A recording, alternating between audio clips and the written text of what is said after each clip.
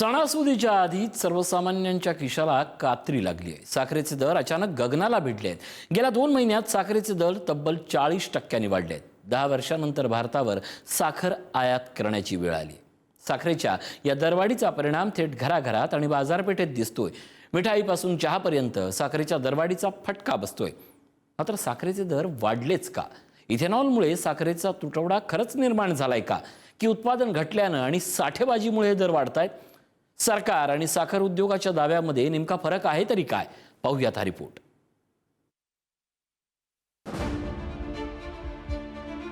भारत जगातील दुसऱ्या क्रमांकाचा साखर उत्पादक देश।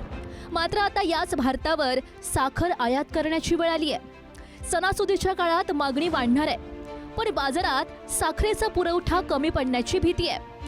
त्यामुळे केंद्रानं 10 लाख टन साखर आयात करण्याचा निर्णय घेतलाय। गेल्या 2 महिन्यात साखरेचे दर जवळपास 40% वाढलेत। अमरावतीतही दरवाढीचे चटके बसतायत। 2 दिवसांपूर्वी 60 ते 62 रुपये किलो असलेली साखर आता थेट 75 रुपयांवर येऊन पोहोचली आहे। मागच्या महिन्यात हाच दर होता, अवघा 48 रुपये किलो। दरवाढीचा परिणाम फक्त ग्राहकांवर किंवा किराणा बाजारात नाही, तर मिठाईच्या दुकानांवरही दिसतोय। साखर महागली तर मिठाई महागणार, जिलेबी महागणार आणि सणांचा गोडवाही महागणार।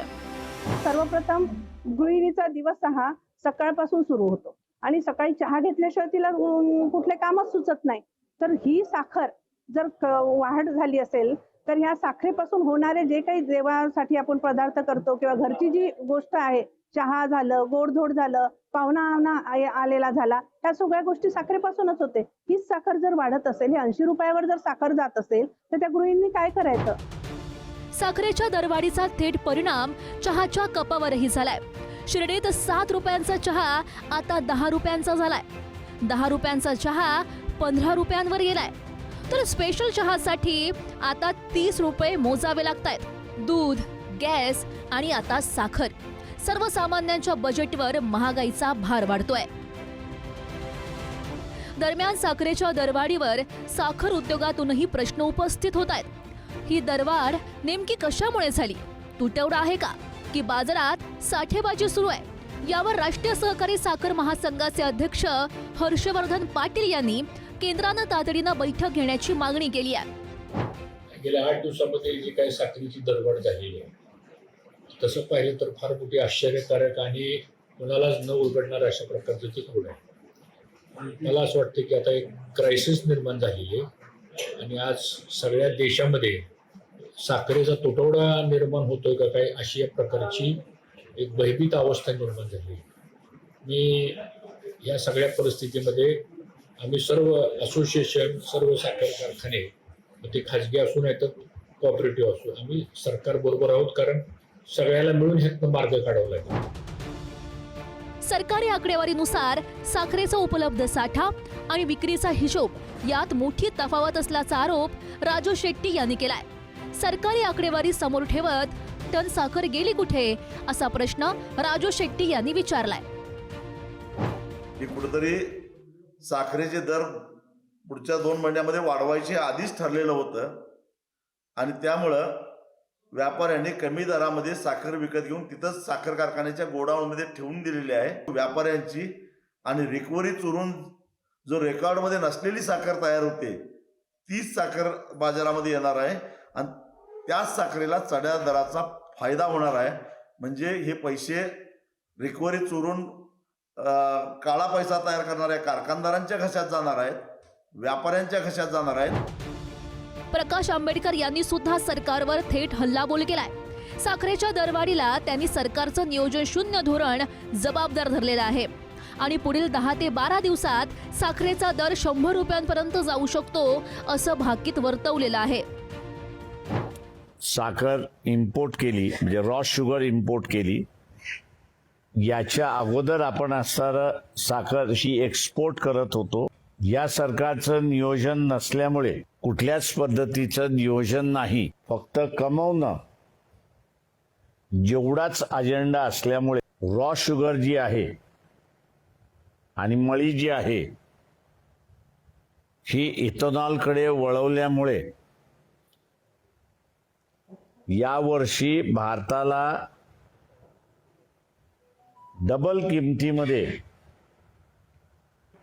10 मिलियन टन साखर आयात करावी लागते अशी परिस्थिती आहे. महसूल मंत्री राधाकृष्ण विखे पाटील यांनीही यावर वेगळी भूमिका मांडली आहे.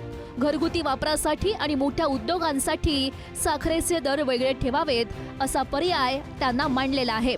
सामान्य ग्राहकांवर महागाईचा भार पडू नये आणि साखर कारखान्यांनाही योग्य दर मिळावा यासाठी दुहेरी दर प्रणालीचा विचार करण्याची मागणी त्यांनी केली आहे. आम्ही आता देशाच्या सहकार मंत्र्यांना भेटून सांगितलं की जी साखर कोकोकोला थंड प्यायला जाते, मिठायला जाते, ती त्याच भावाने मिळते त्यांना. त्यामुळे त्यांचे भाव वेगळे करा आणि आम्ही जे ग्राहकाला साखर देणार आहोत सामान्य नागरिकाला त्याचे भाव वेगळे ठेवा. त्यामुळे बरोबर त्याचं एक अर्थशास्त्र समोर जाईल आणि जे कारखान्याला अडचणी येतात ते येणार. आज सगळे कारखाने अडचणी महाराष्ट्रात.